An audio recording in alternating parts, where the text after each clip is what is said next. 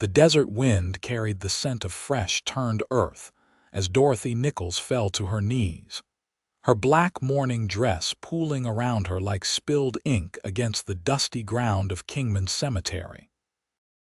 Her tears fell silently, each one a testament to the father who now lay 6 feet beneath Arizona soil, leaving her alone in a world that had already taken too much.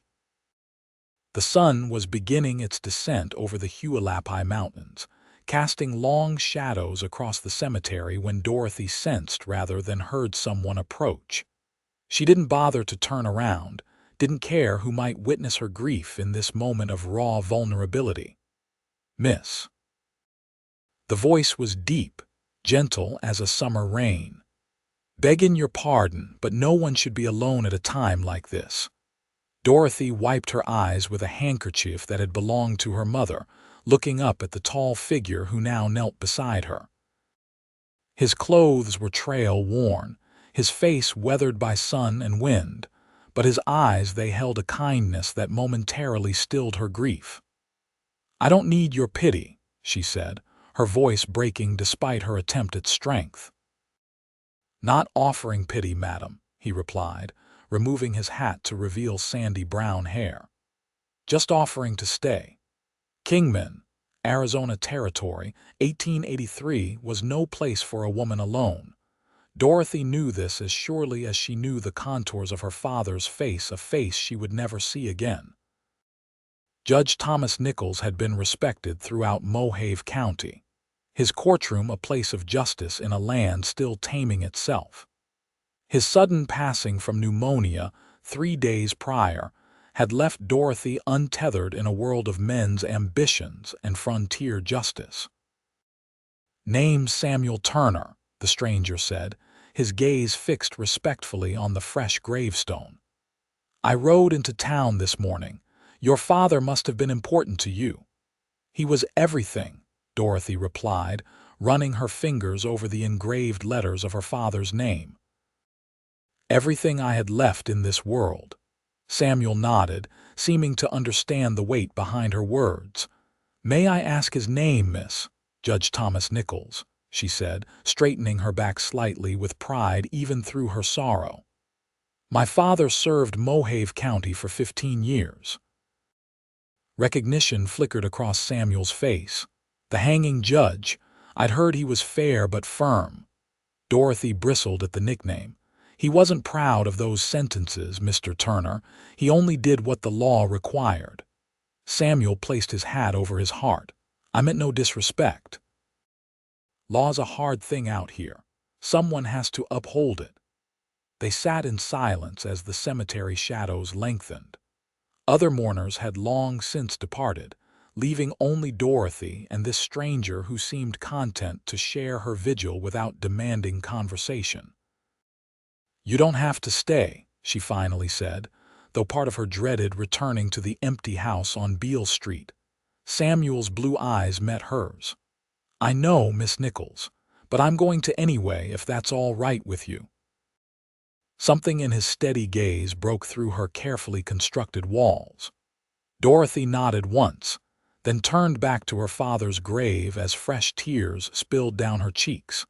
Samuel Turner had arrived in Kingman with plans to continue west to California. He'd spent 5 years driving cattle across the territories, saving every penny to start his own ranch someday. But when he saw the young woman in black, kneeling alone among the gravestones, something pulled him toward her like a compass finding true north. As the first stars appeared in the darkening sky, Samuel finally spoke again. "It'll be dark soon, Miss Nichols. May I escort you home?" Dorothy hesitated, reluctant to leave her father but aware of the impropriety of remaining much longer. "I live on Beale Street. It's not far." Samuel stood, offering his hand to help her up. Dorothy ignored it, rising on her own, but as she took her first step away from the grave, her knees buckled beneath her. Samuel caught her arm, steadying her with surprising gentleness for hands so obviously accustomed to rough work. "I'm fine," she insisted, though the tremble in her voice betrayed her. "Of course you are," Samuel agreed, but kept his hand near her elbow as they walked toward the cemetery gate. Kingman was still a young town, built around the Atlantic and Pacific Railroad that had arrived only a few years earlier. Gas lamps illuminated the main streets, but the rest of the town fell into shadows as night descended. Dorothy was painfully aware of the tall stranger beside her and of the neighbors watching from their porches and windows. A lady of her standing shouldn't be seen walking with an unknown man, especially so soon after her father's burial. "People are watching," she murmured as they turned onto Beale Street. "Let them," Samuel replied simply. "Nothing improper about seeing a lady safely home." They stopped before a modest but well-maintained two-story house with a small front garden. Dorothy fished a key from her reticule, suddenly hesitant at the thought of entering the empty home. "Thank you, Mr. Turner," she said formally, schooling her features into the polite mask expected of a judge's daughter. Samuel replaced his hat, tipping it slightly. "Would it be terribly forward of me to call on you tomorrow, Miss Nichols, just to ensure you're faring well?" Dorothy should have refused. Proper mourning dictated seclusion, not entertaining callers, especially not rough-hewn cowboys with kind eyes and gentle hands. But the thought of facing another day alone in her father's house sent a chill through her that had nothing to do with the cooling desert night. "I take tea at 4, she said, surprising herself. A small smile touched Samuel's lips. "4 it is, then. Good night, Miss Nichols." Dorothy watched him walk away, his tall figure dissolving into the gathering darkness. Only after he disappeared did she enter the house where memories of her father lingered in every corner. As she lit the lamps and moved through familiar rooms now haunted by absence, Dorothy wondered what had possessed her to invite a stranger to tea. Perhaps it was simply that in her moment of deepest despair, Samuel Turner had been the only one to kneel beside her and stay. Morning arrived with harsh clarity, bringing with it the realization that life continued despite Dorothy's loss. She dressed mechanically, selecting another black dress from her wardrobe, then descended to the kitchen where Mrs. Abernathy, the housekeeper who had served the Nichols family for a decade, was already preparing breakfast. "You need to eat something, Miss Dorothy," the older woman said, placing a plate of eggs and toast before her. "Your father wouldn't want you wasting away." Dorothy pushed the food around her plate. "I've invited someone for tea this afternoon, Mrs. Abernathy." The housekeeper's eyebrows rose. "During morning? Who might that be?"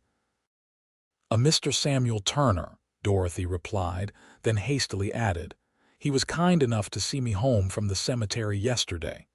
Mrs. Abernathy's expression softened. "Ah, I see. Well, perhaps some company wouldn't be amiss. You shouldn't be alone too much with your thoughts right now." After breakfast, Dorothy retreated to her father's study, a room lined with leather-bound law books and dominated by a massive oak desk. Here, Judge Nichols had often worked late into the night, reviewing cases and preparing judgments. Dorothy ran her fingers over the polished wood, remembering how she used to bring him tea as he worked. A knock at the front door startled her from her reverie. Through the window, she could see Sheriff William Dalton removing his hat as he waited on the porch. Dorothy smoothed her skirts and went to greet him, already guessing the purpose of his visit. "Miss Nichols," the sheriff said, his weathered face solemn. "I'm sorry to intrude during your time of mourning." "Please come in, Sheriff," Dorothy replied, leading him to the parlor. Once seated, Dalton cleared his throat uncomfortably. "I hate to discuss business so soon after your father's passing, but there are matters that need attention."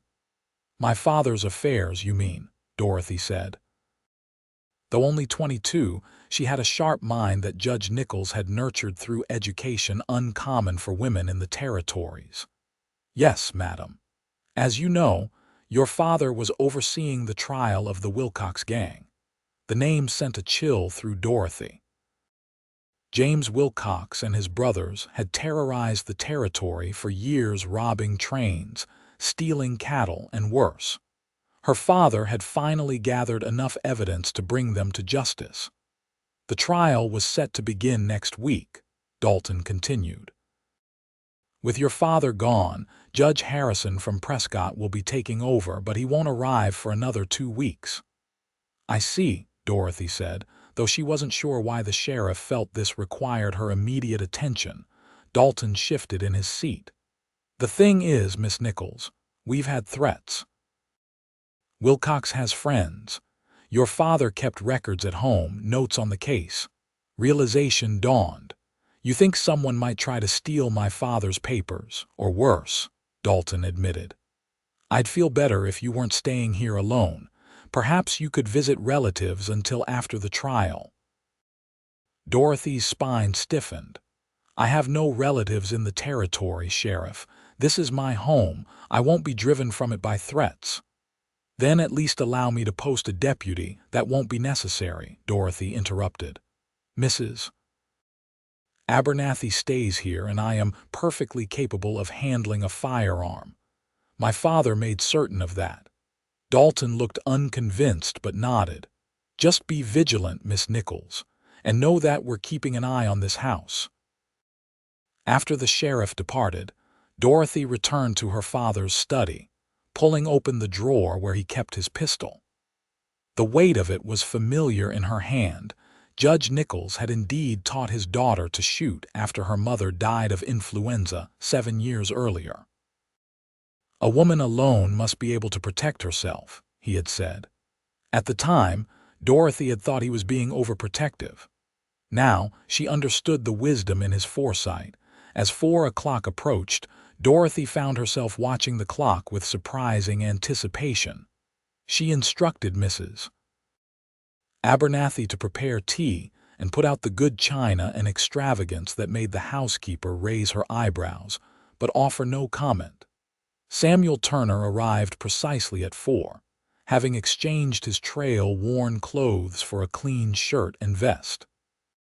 He had clearly made an effort to tame his sandy hair, though the desert wind had already begun to undo his work.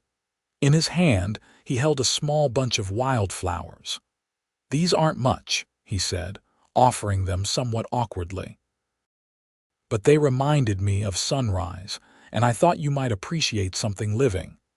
Dorothy accepted the flowers, touched by the simple gesture. They're lovely, Mr. Turner. Please come in. In the parlor, Samuel sat somewhat stiffly on the edge of a settee, his large frame seeming out of place among the delicate furniture.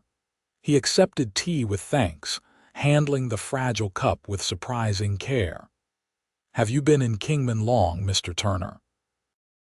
Dorothy asked, falling back on the social graces that had been ingrained in her since childhood.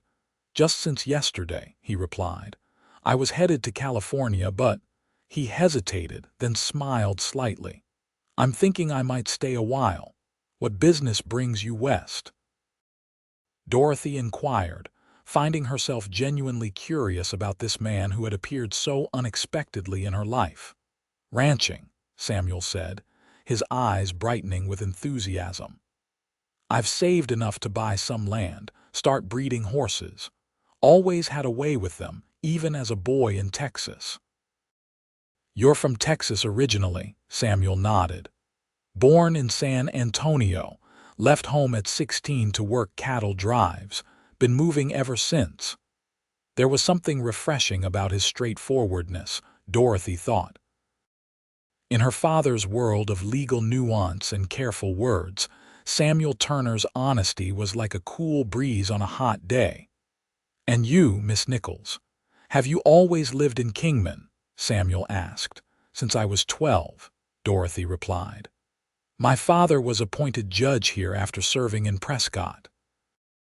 Before that, we lived in Boston, my mother. Her voice caught unexpectedly. My mother never quite adapted to territory life. She died 7 years ago. Samuel's expression softened with understanding. So you've known loss before? Yes, Dorothy said simply, though it doesn't make this one any easier to bear. Their conversation flowed more naturally than Dorothy had expected, touching on books they had read, places Samuel had seen in his travels, and Dorothy's memories of Boston. She found herself laughing at his description of a cattle drive gone wrong, then feeling guilty for experiencing even a moment of joy so soon after her father's death. As if sensing her discomfort, Samuel set down his cup. "I've taken enough of your time, Miss Nichols. Thank you for the tea." Dorothy walked him to the door, suddenly reluctant to see him leave. "Mr. Turner, thank you again for your kindness yesterday." Samuel turned to her, his expression serious. "Miss Nichols, Dorothy, if I may, I know we've just met, but I want you to know that if you need anything at all, I'm staying at the Western Hotel." The use of her given name should have shocked her, but instead it felt right somehow.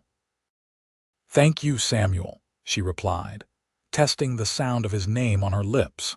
After he left, Dorothy stood at the window watching his tall figure until it disappeared down the street. For the first time since her father's death, she felt something other than grief, a small spark that she wasn't ready to name but couldn't quite ignore. That night, as Dorothy prepared for bed, a noise from downstairs startled her. Setting down her hairbrush, she listened intently, heart quickening when she heard the unmistakable sound of breaking glass. Sheriff Dalton's warning echoed in her mind as she moved quietly to the drawer where she had placed her father's pistol. The weight of it steadied her trembling hands as she crept toward her bedroom door. From below came the sound of shuffling, then a man's voice checked the study. That's where the judge would keep his papers. Dorothy's breath caught in her throat. The sheriff had been right, someone was after her father's case notes. She had to get to the study before they did, or James Wilcox might walk free. Gathering her courage, Dorothy slipped into the hallway, the floorboards creaking beneath her feet despite her careful steps. She froze, listening for any indication that the intruders had heard her, but the sounds of ransacking continued from below. The back stairs would take her directly to the kitchen, near her father's study. If she could reach his papers first, perhaps she could escape through the garden door and get to the sheriff's office. Dorothy descended the narrow servants' staircase, wincing at every groan of the old wood. The kitchen was dark, lit only by moonlight filtering through the window. She could hear at least 2 men in the front parlor, but the study door remained closed. Heart pounding, Dorothy crept toward the study, pressing herself against the wall. She had nearly reached the door when it swung open, revealing a silhouette that made her blood run cold.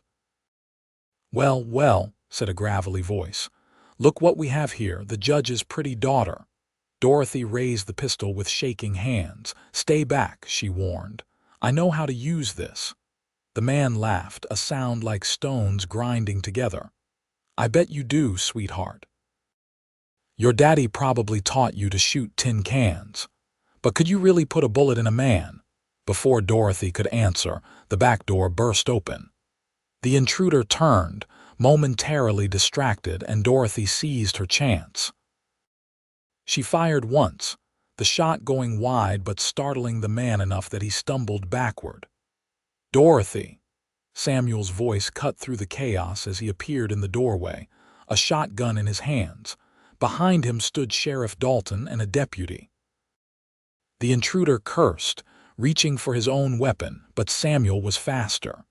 He tackled the man to the ground, the two of them crashing into a side table as they struggled. "Samuel!" Dorothy cried out as the other intruders rushed in from the parlor. Sheriff Dalton fired a warning shot, ordering them to freeze, but one man raised his gun toward Samuel. Without thinking, Dorothy aimed and pulled the trigger. This time her shot found its mark. The man howled, dropping his weapon as blood blossomed from his shoulder. In moments it was over. Sheriff Dalton and his deputy had the intruders in handcuffs, while Samuel stood breathing heavily, a cut on his cheekbone but otherwise unharmed. "Are you hurt?" he asked Dorothy, crossing to her in 2 long strides. Dorothy shook her head, though her entire body was trembling. "How did you know?" "How did you get here with the sheriff?" "I couldn't sleep," Samuel explained. "Something told me to check on you. I was walking by when I saw shadows moving inside the house. I ran to get the sheriff." Sheriff Dalton approached them, holstering his gun. "These men work for Wilcox, just as I feared. Good thing Mr. Turner here has sharp eyes and quick feet." He turned to Dorothy. "You showed real courage tonight, Miss Nichols. Your father would be proud." As the sheriff led the intruders away, promising to post a deputy outside for the rest of the night, Dorothy found herself unable to stop shaking. The pistol slipped from her fingers, clattering to the floor. "It's all right," Samuel said softly, guiding her to a chair. "You're safe now." Dorothy looked up at him, this man who had appeared in her life only yesterday yet had already saved it. "Why would you risk yourself for me? You barely know me." Samuel knelt before her, taking her trembling hands in his. "I can't explain it, Dorothy. From the moment I saw you in that cemetery, I felt drawn to you, like I was meant to be there, meant to find you." His words resonated with something deep inside her, a feeling she had been trying to ignore since their first meeting. "I felt it too," she admitted softly, "even through my grief. It frightened me." Samuel's thumb traced gentle circles on the back of her hand. "We don't have to name it. Not yet. But I'm not leaving Kingman anytime soon, if that's all right with you." Dorothy nodded, allowing herself to lean slightly into his strength. "I think I'd like that very much, Samuel." When Mrs. Abernathy came downstairs, awakened by the commotion, she found Dorothy and Samuel sitting side by side in the parlor, their hands still joined as they waited for the dawn. The next few weeks brought changes to Dorothy's life that she could never have anticipated. Judge Harrison arrived from Prescott to take over her father's cases, including the trial of James Wilcox. The men who had broken into her home were sentenced to prison, and Wilcox himself was eventually convicted and hanged, ending his reign of terror over the territory. Throughout it all, Samuel remained in Kingman. He found work at the livery stable, putting his knowledge of horses to good use while looking for land to purchase. Each afternoon, he would call on Dorothy, sometimes bringing small gifts, a book he thought she might enjoy, wildflowers from the desert, or once, a beautiful handkerchief to replace the one she had soaked with tears at her father's grave. Their courtship, though unconventional in its beginnings, soon became the talk of Kingman. Some whispered about the impropriety of Dorothy entertaining a caller so soon after her father's death. But Sheriff Dalton silenced most critics by recounting how Samuel had saved the judge's daughter from certain harm. As autumn approached, bringing cooler temperatures to the desert, Dorothy and Samuel took to walking along the railroad tracks in the evenings, far enough from town to avoid prying eyes but close enough to maintain propriety. "I found some land," Samuel told her one evening as the setting sun painted the distant mountains gold and purple. "About 10 miles outside of town. There's a stream running through it, good grazing land. The owner's willing to sell." Dorothy felt her heart quicken. "You're staying in Kingman, then, permanently?" Samuel stopped walking, turning to face her. The breeze ruffled his hair as he took both her hands in his. "That depends on you, Dorothy." "On me," she whispered, though she already knew what he was asking. "I came west looking for a place to call home," Samuel said, his blue eyes earnest. "I never expected to find a person instead. I love you, Dorothy Nichols. I know it's fast. I know we've known each other only a short while, but I feel like my soul recognized yours from the first moment." Dorothy's eyes filled with tears, but unlike those she had shed at her father's grave, these were born of joy rather than sorrow. "I love you too, Samuel. I never thought I could feel this way so soon after losing my father, but you. You brought light back into my life when I thought all was darkness." Samuel reached into his pocket, withdrawing a small ring with a modest pearl. "It's not fancy," he said apologetically, "but it was my mother's, and I'd be honored if you'd wear it as my wife."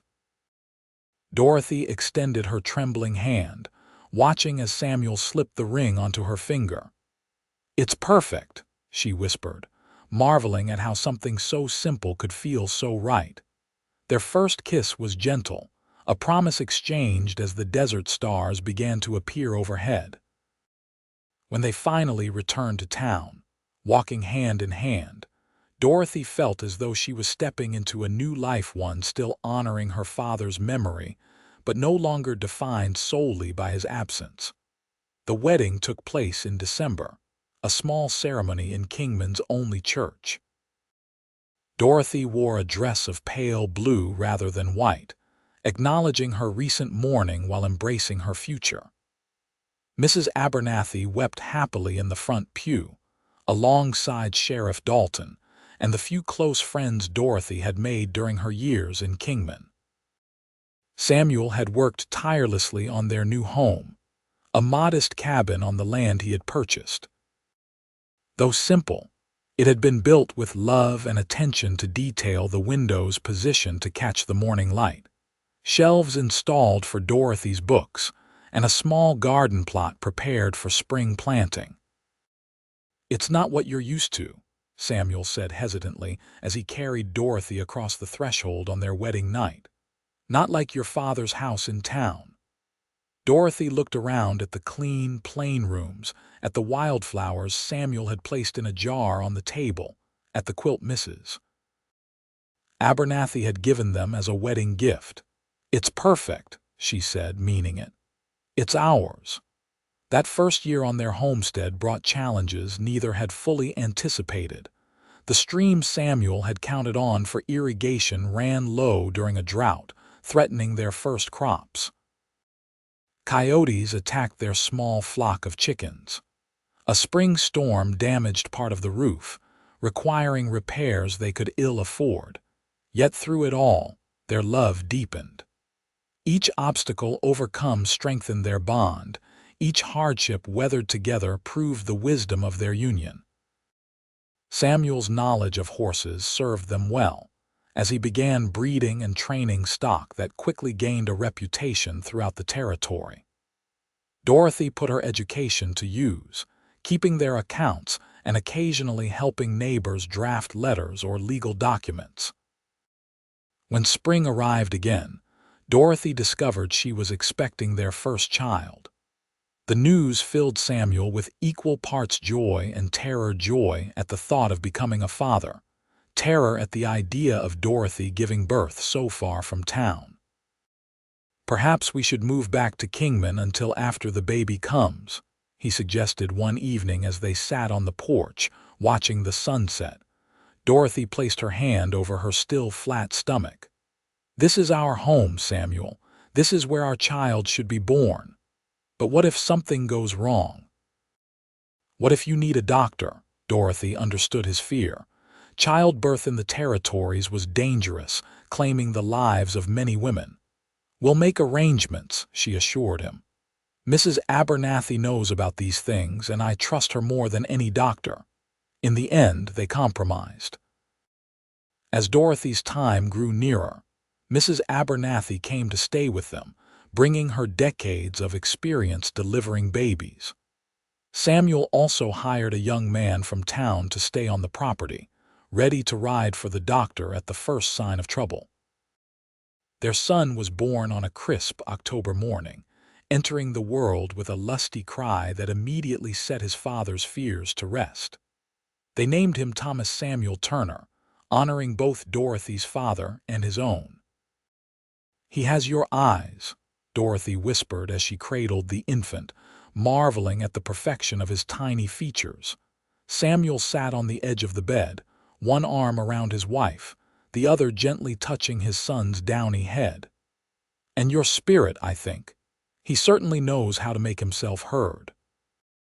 Dorothy smiled, remembering how her father had often teased her about her determined nature. "Dad would have loved him," she said, a hint of sadness coloring her joy. "He would have," Samuel agreed. "And he would have been so proud of you, Dorothy. So proud of the woman you've become, the life you've built." As young Thomas grew from infant to toddler, the Turner homestead flourished. Samuel's horse breeding business expanded, bringing a measure of prosperity that allowed them to add onto the cabin and hire help during busy seasons. Dorothy started a small school for neighboring children, teaching reading and arithmetic 3 days a week. Life wasn't always easy. The Arizona Territory remained a harsh and sometimes dangerous place. There were seasons of drought, outbreaks of fever, and occasional threats from outlaws passing through. Yet through it all, Dorothy and Samuel faced each challenge together, their love serving as an anchor in uncertain times. 3 years after Thomas's birth, they welcomed a daughter, Elizabeth Rose. Libby, as she was immediately called by her adoring brother, inherited her mother's auburn hair and her father's adventurous spirit. By the time she could walk, she was following Thomas everywhere, determined not to be left behind. On the 5th anniversary of Judge Nichols's death, Samuel found Dorothy sitting on their porch, a faraway look in her eyes as she watched their children playing in the yard. "Thinking about your father?" he asked, sitting beside her and taking her hand. Dorothy nodded. "I was remembering that day at the cemetery, how lost I felt, how alone." Samuel squeezed her hand gently. "I thank God every day that I decided to take that walk, that I saw you there." "Do you think it was chance?" Dorothy asked, turning to look at him. "Or something more?" Samuel considered the question, watching as Thomas helped Libby climb onto the wooden horse he had carved for them. "I think your father would say it was justice being served," he said finally.